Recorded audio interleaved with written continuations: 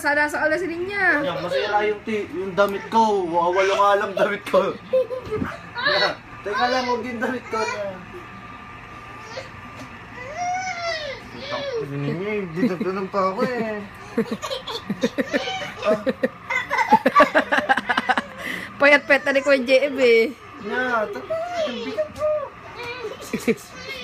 Teka, hindi ako makahinga. Walang nga niya eh.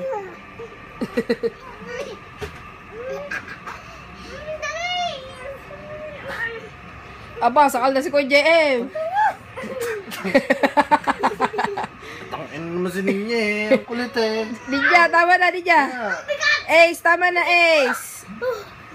Ang paya-payatan ni Kuya JM eh.